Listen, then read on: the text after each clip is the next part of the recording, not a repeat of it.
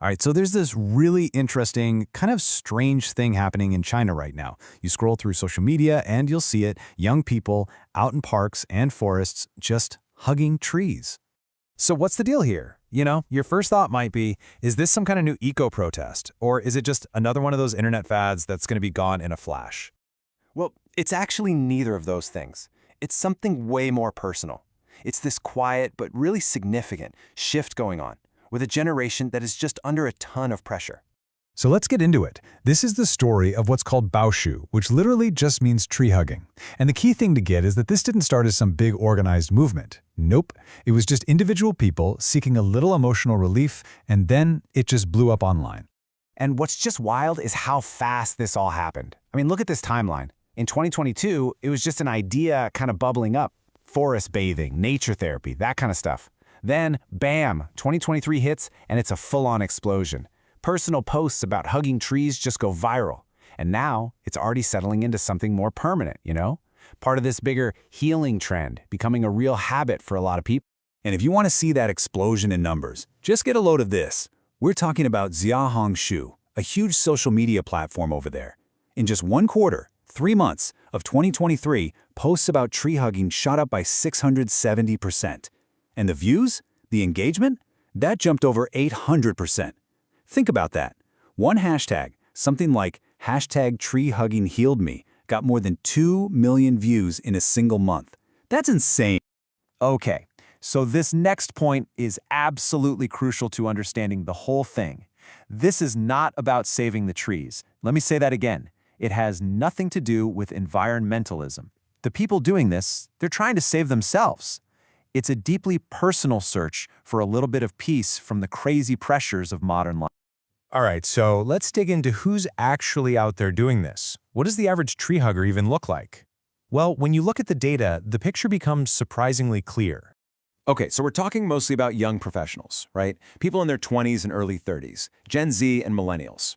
They're living in big cities like Beijing, Shanghai, Chengdu, and a lot of them are living alone, maybe in company housing, while working these super high-pressure, long-hour jobs. It's really a snapshot of a generation that's in the thick of it, you know? Dealing with these intense careers and at the same time feeling pretty isolated.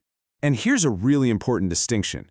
These aren't people who are dropping out or rejecting society's definition of success. Not at all. They're still playing the game, but what they are doing is quietly finding their own ways to deal with the sheer exhaustion that comes from trying to win that game. And I think this quote just nails it. Someone on Chinese social media wrote, "You think you are hugging the tree, but actually the tree is hugging you." Wow, that just perfectly captures what they're looking for, right? That feeling of support without any judgment. Something that's probably pretty hard to find in their day-to-day lives. So, that brings up the question, why a tree? Of all things, why is hugging a tree the thing that resonates so much? Well, it all comes down to one really powerful idea. And that idea is something called liaoyou. It's a Chinese term that basically means healing or therapy. But it's not like clinical therapy. It's more about any activity that gives you stress relief and a bit of emotional comfort. And this concept, it's a huge deal in youth culture in China right now. So what are they trying to get out of it? Well, they're looking for an escape, right? An escape from being constantly judged, from KPIs, from always having to perform. It's just a moment to reset. And here's a fascinating little detail. A lot of the people who are into this self-identify as the INFP personality type. You know, the more introverted, reflective, sensitive types. So it seems to really connect with that kind of personality. Okay, so now that we understand the personal side of this, let's zoom out. Because this isn't happening in a vacuum. This very personal act is actually connected to some massive shifts going on across Chinese society as a whole. You have to picture this pressure cooker environment. For decades, young people in China have been on this intense track. First, the crazy competition to get into a good university. Then, a super competitive job market. And it's all built on this deep-seated idea that you just have to work harder than everyone else. It's a system that creates a lot of opportunity, for sure, but also a ton of stress. But now, something is starting to change. It's subtle, but it's happening. The whole idea of what makes a good life is being reevaluated. So the old definition, that was all about high income, social status, stability. The emerging definition, though, it's about things like health, emotional safety, and just quality of life. And this is exactly where tree hugging comes in. It's the perfect little symbol for this shift. It's a quiet, personal way to live out these new values, even when the society around you is still shouting about the old ones. So where does this leave us? What does it all mean for the future? Well, this is way more than just a trend. You can think of it as a signal, a little data point that tells us a lot about where things are going.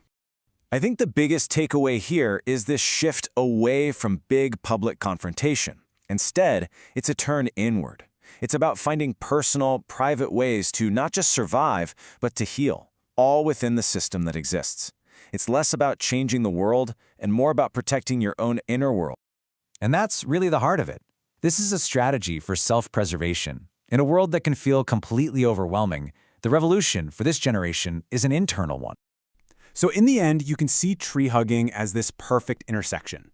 It's like a cultural crossroads where individual psychology, huge societal forces, and the power of social media all meet.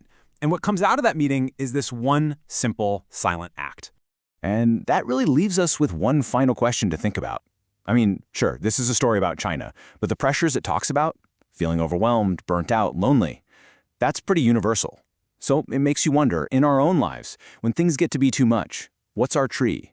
Where do we go to find that quiet moment of recovery?